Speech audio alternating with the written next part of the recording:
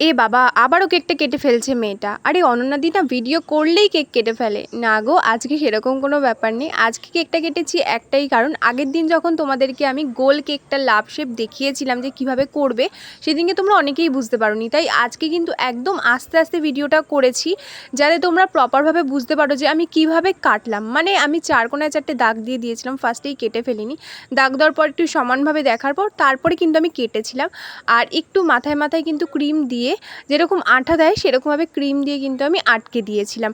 তার ফলে কি হয়েছিল, ভালোভাবে প্রপারভাবে লাফটা হয়ে গেছিলো। তার সাথে কি যেগুলো কেকের অর্ডার ছিল বাকি সব কেক তোমাদের সাথে শেয়ার করে ফেললাম। অবশ্যই জানিও, এর আগে যে ভিডিওটা ছেড়েছি নেটওয়ার্ক প্রবলেমের জন্য কিন্তু ভিডিওটা আমাকে ডিলিট করতে হয়েছে। আর এই ভিডিওটা কিন্তু তোমাদের সাথে শেয়ার করলাম। অবশ্যই জানিও কেমন লাগলো। ভালো লাগলে একটা লাইক করো। এখনও যারা যারা সাবস্ক্রাইব করনি প্লিজ করে দিও। আর যাদের কেকগুলো ভালো লাগলো আর কোন কেকটা ভালো লাগলো সেটাও কমেন্টে জানিও। আজকের মতো টাটা।